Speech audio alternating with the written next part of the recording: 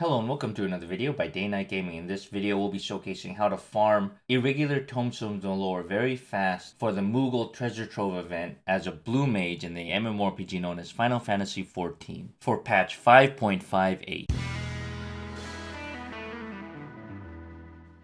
So before we begin, I must preface that this video is very specifically for the Moogle Treasure Trove, the Hunt for Love limited time event, which started October 19th, 2021 and will go until the launch of patch 6.0. And because of this information is very time sensitive and it will not be useful after the launch of patch 6.0. And please understand that this video is only for use for level 50 or above blue mages and does not work with any other class. Alright, so with that obligatory public service announcement out of the way, let's on with the video. Alright, so this is a quick demonstration of how fast farming these tomestones can be. This is the Binding Coil of Bahamut turn 2, and the speed has not been edited, it has not been sped up or slowed down. So this is the actual run speed. And at the end of the run, you will be awarded 3 irregular tomestones. And as you can see, you're going to need a minimum of 7 blue mages for this to work. Now, I know a lot of things are happening right now on the screen, and it's very hard to keep track of what's going on. Don't worry, I'm going to explain the whole strategy as we go. This is just a quick example of how fast the run can be. And while I'm sure things look very hectic and complicated, this strategy is actually very easy to do as long as you follow the exact steps that are required for this to work. And even though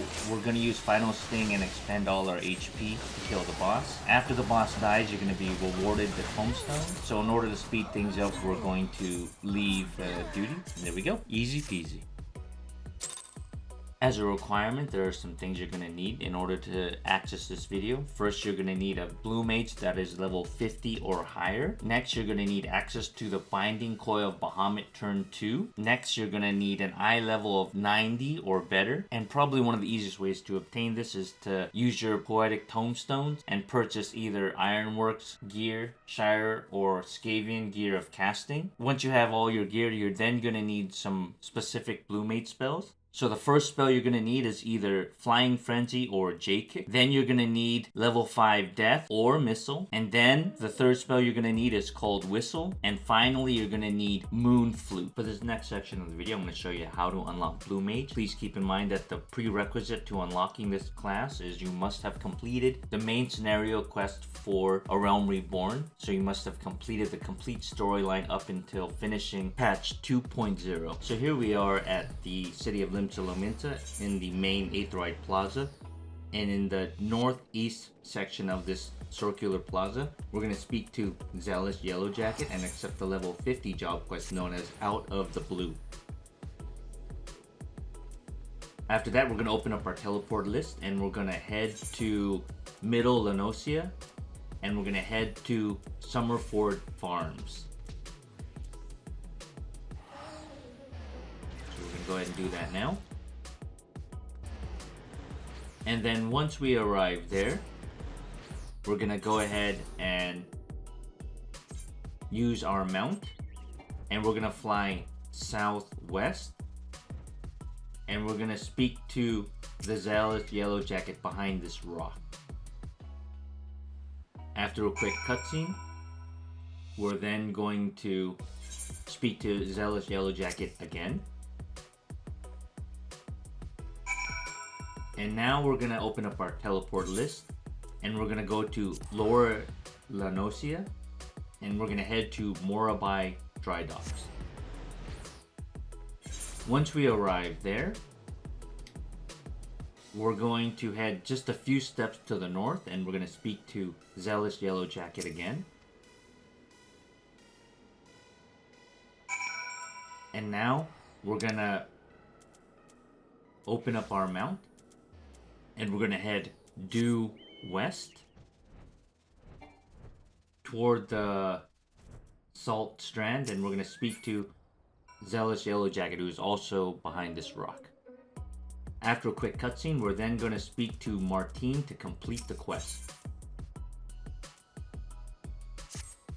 Now, even though we've unlocked Blue Mage, before we leave, we're going to unlock the spellbook. So go ahead and open up your inventory and we're going to open up the True Blue Attire coffer, as well as we're going to equip all the armor and the Rainmaker.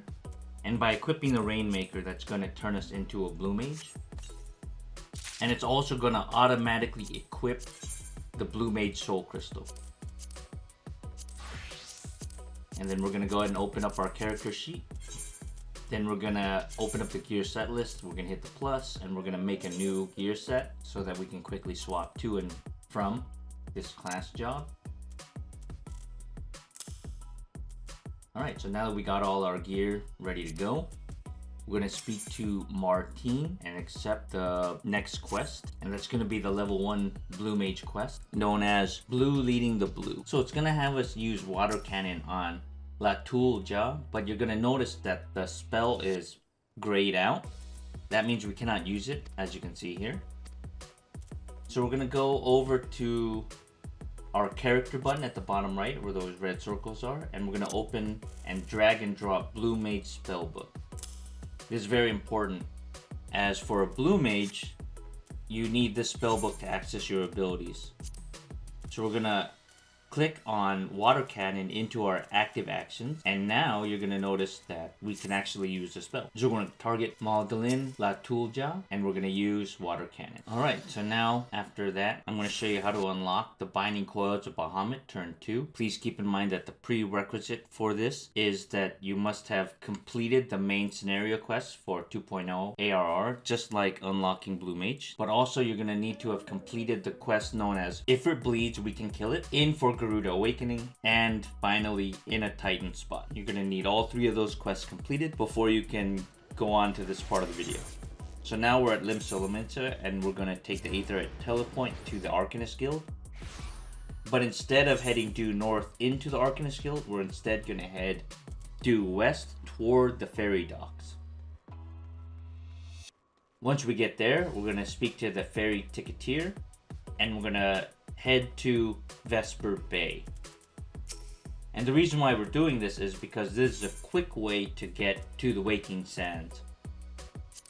Because normally the teleport is very far away. So once you get to Vesper Bay, we're going to then head due north into the Waking Sands.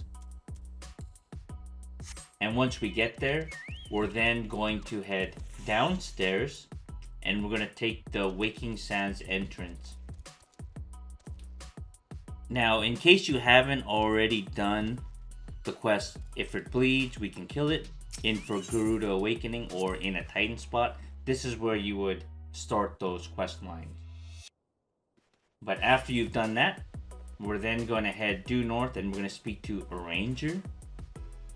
And this time, we're going to be grabbing the quest known as Primal Awakening. So we're going to go ahead and grab that now.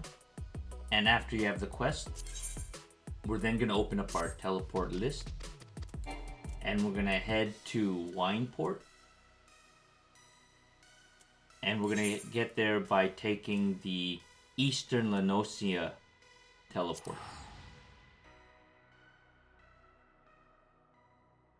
Once we arrive there, we're then going to take a few steps to the south, and we're going to speak to Alice.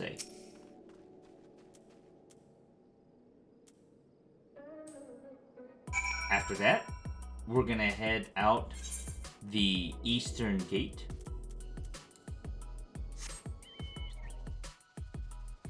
And then we're going to head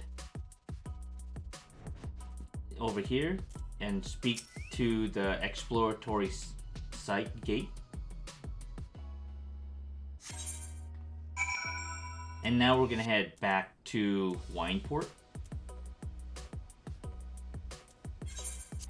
And instead of flying, we're just going to teleport back.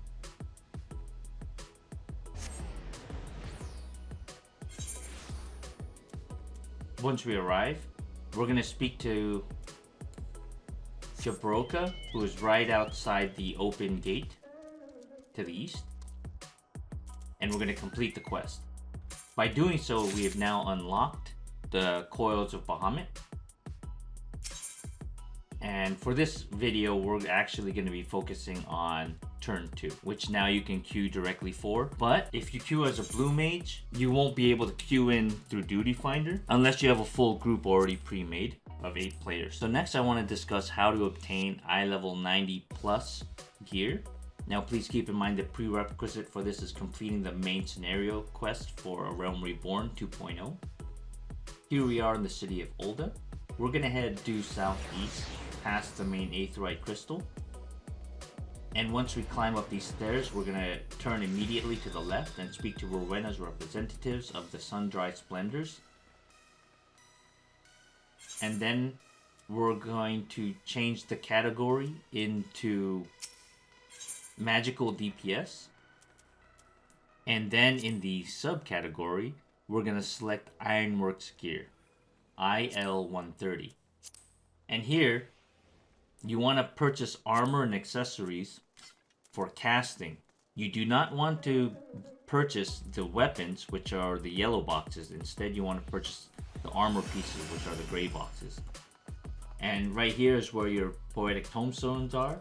And in case you're wondering, you can also click the money symbol at the bottom right of your screen. And then under the second tab, it's under battle. If you do not know how to get poetic tomestones, you can do your duty roulettes, you can do Praetorium, you can do Castrum. There are many ways to obtain poetics, but these are the easiest ways. Now, in case you're level 60 and you've already beaten the Heaven's Ward main scenario quest, you can head to Ildeshire, and instead of picking up the Ironworks gear, you can instead pick up the level 60 gear. So once we arrive in Ildeshire, we're then going to head due southwest to Rowena's Center, Cultural Promotion. And once you enter these double doors over here, you're going to speak to Hesmena, the Tombstone Exchange. And here you can purchase level 60 gear. So you want to go to Elegant Tomestones of Poetics, DOM number 2. And then you want to be purchasing very specifically the Philosopher's gear, not the Preceptor's gear. Very important, you want the Philosopher's. And this is the armor pieces, and then if you want to purchase accessories, you have to click the accessories tab. Now, if you're level 70 and you've beaten the Stormblood main scenario quest, you can then teleport to Rhalgor's Reach and purchase the level 70 gear instead. So here we are at Rhalgor's Reach, and we're going to head due north into the trader area on our right. We're going to go to the second room, and we're going to speak to Enna, the Tombstone Exchange. From here, we're going to go through Elegant Tomestones of Poetics, DOM 2. And here we're going to be purchasing the augmented Scavian gear of casting. And you can purchase both armor and accessories here. Once again, you'll be using poetic tomestones in order to purchase this gear. So these are the 3 different ways that you can easily acquire gear for your Blue Mage. And it just depends on how far through the main scenario quest that you are and what level your Blue Mage is. So for this next section of the video, I'm going to discuss how to obtain the Blue Mage spells needed for this video. Now, I'm not going to be explaining how to obtain all the Blue Mage spells, only the ones specific to this video. And those are going to be Flying Frenzy, level 5 Death, Whistle, Final Sting, and Moon Flute. So the first spell that we're going to obtain is called level 5 Death. And in order to get this, you need to queue up in your duty finder for the Great Gooball Library. And make sure not to do the hard version. After you defeat the first boss, you continue on to this location on the map, and you will find a monster that's level 59 called Page 64. And as you can see there, it uses level 5 Death. But in case you don't obtain it from this monster, you can then continue on. You have another chance after this pack of enemies to find another Page 64, as you can see here. Now, in order to learn the spell, you need to see the monster use it. So what you want to do is to aggro the monster, in this case Page 64, and not kill it until you see it use the spell called level 5 Death. Usually it'll be in its cast bar, but sometimes some of these Blue Mage spells aren't. Now for page 64, it's a little bit tricky. As you can see here, there's a darkness tether that's connecting me to page 64. If you run away from it and break the tether, he will sometimes use level 5 death. So as you can see here, I walked beyond him, broke the tether, and then there we go, level 5 death. And remember, you want to make sure the monster uses it before you defeat the monster. Now remember, it's not 100% chance to learn it, so you might need to take a couple tries. If you've killed both page 64s and the skill wasn't learned, you're going to have to exit the dungeon and start over. So the next spell we're going to be learning is called Final Sting. And for this one, you're going to teleport to Summerford Farms in Middle Lenosia. And we're going to head to X15, Y15, and look for a level 13 monster known as Killer Wesp. Now go ahead and mount up, and then we're going to fly due west. So here we are. Now it's very important to note that these monsters are very low level, so they're very easy to kill. So you have to be very careful to not kill them until they use Final Sting. So you do want to aggro them by getting their attention. I recommend using Flying Sardine if you have it. But remember, they have very low HP, and you don't want to kill the monster until they use the ability. And if you do not learn it, then just go find a different Killer Wesp in the area and rinse and repeat. So here we go, this is where you would find them. And remember, it's not 100% chance. The next spell that we're going to be learning is Moon Flute. Now please keep in mind the prerequisite for this is to complete the level 50 Blue Mage job quest known as the Real Folk Blues. So here we are in the city of Ul'dah at the Celestium Attendant known as the Masked Carnival. So as you can see here, we went to the Miners Guild Aetheryte Telepoint, and nearby to the northwest, in the same square as the Onyx Lane, is where the Celestium Attendant is. Once we arrive there, go ahead and click the Celestium Attendant and enter the Carnival, and you need to complete any 10 of these challenges. After you've completed 10 of them, you've completed the requirement to get the spell, and then we're gonna head due east from Onyx Lane. So we're gonna head down this pathway just a few steps past the Calamity Salvager, and to the left is Wayward Gahailja, and that's where we're gonna acquire the totems. And then you're gonna look for the Hual'aki Moon Flute totem, and once you obtain that, check your inventory, then go ahead and use it, and then you will learn Moon Flute, which is a very important spell for this video guide. Alright, so next we're going to be learning how to obtain Whistle. Now for this ability, we're going to head to the Sea of Clouds, and we're going to head to Camp Cloud Top, and we're going to travel to X16, Y32, and we're going to be looking for a level 56 monster named Bahamut. So here we are, and this is the location where you'll find them at. And once again, you want to aggro the monster, and you don't want to kill it until it uses the ability called Whistle. And if you fail to learn it, you're just gonna have to try again. So luckily there are multiple Damos in the area, so just go ahead and aggro a different one and rinse and repeat. The next ability we're going to be learning is called Flying Frenzy, and this is a very hard one to obtain. The chances of learning it on the first try are very slim, so you might have to continue trying this multiple times. So here we are in the dungeon known as Pharaoh Sirius, and we're going to be fighting the second boss of the dungeon named Zoo. Now, you have to kill at least 2 Zoo eggs right in the beginning in order to trigger the ability for Zoo to become enraged. This attack right here in slow motion is is Flying Frenzy, where he dive bombs the enemy. There is no cast bar, so I highly recommend having your battle tab chat open and looking for the zoo uses Flying Frenzy. And like I said, it's very rare for the skill to actually get learned. I think my group repeated this dungeon unsynced a good 8 times before we finally learned it. And remember, you must destroy at least 2 eggs early on, and then you have to wait for the zoo to become frenzied or it won't use Flying Frenzy. And after you kill the zoo, if you haven't learned this skill, just re-queue into the dungeon and rinse and repeat. Now the next ability we're going to learn is Ethereal Mimicry. Now this ability is a bit complicated to learn, so we're going to go through the steps. So we're going to head to the Ferio Sirius hard dungeon. Now there's a hard version of Ferio Sirius, and we're going to head to the second boss named Gra Luminary. But we're not actually going to learn the ability from the boss. Instead, we're going to learn it from the corruptions.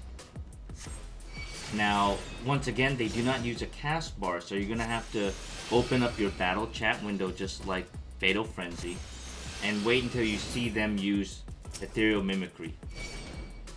So, you want to fight Gra Luminary enough to the point that there's multiple corruptions on the screen, and try not to kill them because they don't use it often, and you just have to kind of wait until they use the ability. Now this ability also has a rare chance to learn, so you might find yourself running this dungeon multiple times. Now a little bit of explanation about this ability first. Once you learn it, you can use it to cast on a different player and you will mimic their properties of whatever role they are. So if they're a DPS, you get the DPS Ethereal Mimicry, which gives you increased critical rate and direct hit rate by 20%. If you use this on someone who's a tank, you'll grant the Tank Mimicry, which will increase your defense and augment certain blue magic spells. And if you use this on someone that's a healer, you'll get the Ethereal Mimicry Healer trait, which increases magic healing potency by 20%, and it also augments certain blue magic spells. So for purposes of this video, we want to be targeting a DPS class so we can mimicry the DPS trait, giving us a big boost in critical hit rate and direct hit rate. And keep in mind that blue mages in general are magic DPS, so if you use Ethereal Mimicry on a blue mage, even if they haven't mimicried someone, you will grant the Ethereal Mimicry for DPS. Also take note that you do not have to cast Ethereal Mimicry on someone in your party, so if you really need to, you can head to Limsa Lumensa where there's a high density of population of people, target a DPS, and then cast Ethereal Mimicry on them. Now this ability is not required, but it is nice to have just in case you join a party like this one, which doesn't have all 8 blue mages, instead it has 7 and an extra class. Having this Ethereal Mimicry can make up for not having 8 final stings. And as you can see in our party list, not all 7 of our blue mages have Ethereal Mimicry, and the run is still extremely fast. So now we're going to discuss how to actually farm the Binding Coils of Bahamut turn 2 for very quick Moogle tomes. Now I'm going to first show you the run at regular speed, and then I'm going to slow it down and discuss each step as we go. So please keep in mind that you're probably going to have to use Party Finder because blue mages are not normally able to queue into a duty without having a full party already pre-made. So after using Ethereal Mimicry, there are 3 defensive nodes that are located before the boss. So we fought the first one, then the second one, and now we're going to the third one. And the way you beat them is the same. So I'm going to use Flying Frenzy toward the disposal owner. Then I'm going to use level 5 Death to insta-kill them. After that, we're going to head to the boss, and at the top of the ramp, we're going to use Moon Flute, and then we're going to use Whistle, and then we're going to use Final Sting to kill the boss, which is ADS. Once all the blue mages use their Final Sting, it should be enough to kill ADS. Then you open up your duty menu and hit leave. Do not go to the end of the coil run, just leave to make things quicker. And in case you're wondering, the default key to open up the duty menu is U, and only do this after you've defeated ADS and gotten your 3 Moogle tomes tomes. Alright, so now we're gonna repeat this in slow motion. Now make sure you have your Ethereal Mimicry buff up if you have the ability. And if you don't worry about it. It's okay, it's not required. Now, there are 3 nodes before the ADS boss. And each one of them, you should assign a specific blue mage to attempt to level 5 death it. And all the ones that aren't assigned to, they should keep note to see if the node actually gets killed, because sometimes level 5 death will miss. So that was one of our first blue mages assigned to killing the node. And as you can see here, they succeeded. Now everyone runs to the left through the first door once that boss is defeated. And then we're going to run down this ramp. And the second node is at the bottom of this ramp. So a second blue mage will then attempt to take that one out with death. Now it's very important to note that level 5 death is a very small melee range ability that's AoE around the user. And that's why they'll use Flying Frenzy to jump to the node. And once they land, they'll use level 5 death. After that, once again, everyone runs to the left door and down this ramp. And then the third node will be there. Now, from my point of view, I'm going to show you how to do the jumping combo.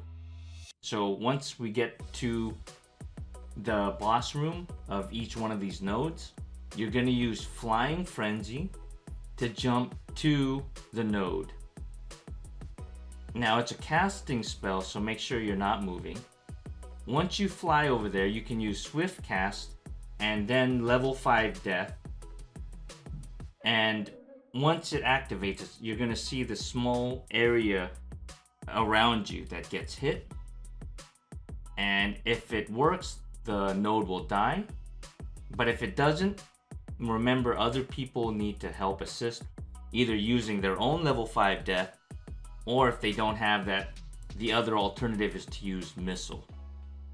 Now once we get to the boss room ramp, if you didn't do level 5 death, you can do Swift Cast, then you have to do Moon Flute, and once you get to the bottom of the ramp, you're going to use Whistle. So you have 2 buffs going right now, which are buffing your damage. First being Moon Flute, and the second one going to be Whistle. So as you can see here, once we reach the bottom of the ramp, we're going to use Whistle. And now we're going to use Final Sting on the ADS boss. And once everyone has done that, it should be enough damage to kill the ADS. Once the ADS is killed, you'll then open up your duty menu by using the default key, which is U, unless you've remapped it. And after that, we're going to quickly leave. You don't want to return to the starting point of Coil Bahamut. You want to make sure you pick leave. So I'm going to show it right here. Duty menu, leave, and then abandon duty. Yes, very important. Now, remember, once you kill the boss, you're already going to get your reward of 3 Moogle tombs. So you don't need to stay any longer. And the faster you can get out, the faster you can re-queue back in and farm some more. Now, if it's your turn to do level 5 death, when you get to the node where you're supposed to be using it, you're going to use Flying Frenzy first. That's going to jump you to the node. Then you can do Swift Cast, then level 5 death, and that should take it out. But if you miss, someone else should be there to cover for you, hopefully. And there you go, as you can see there. You'll know it succeeded when the node dies. Then you run to the next area. And in the final boss room where the ADS is, at the top of the ramp, if you still have Swift Cast, you can go and use that. Then your next move is Moon Flute. Then you run down the ramp after that's casted. And when you get to the bottom, you then use Whistle. And then after that, you head to the boss and use Final Sting. So remember, the combo is Swift Cast if you have it, then Moon Flute, which is very important, and then Whistle, and then get to the boss in melee range and use Final Sting.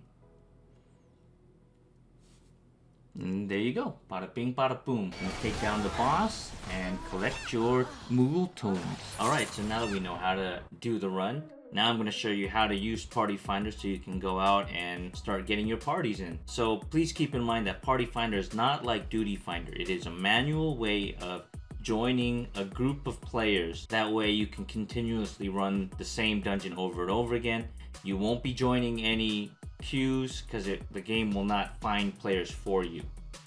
So in the bottom right where those red buttons are, click the party button and then go to the second from the top option, which is Party Finder. You're gonna see a window like this open. Now if you're looking to join a party, it's very easy to find them. Usually just click the Raids button and look for the Binding Coil of Bahamut -turn 2. And usually the ones you want to join are the ones that have at least 7 boxes that are red. That usually means that it's a Blue Mage run. And you just click and join into the party, and there you go, you'll be in the party. And once it's filled with all 8 players, they can then queue in. Now if you wanted to recruit your own party, at the bottom left of this box is the Recruit Members button.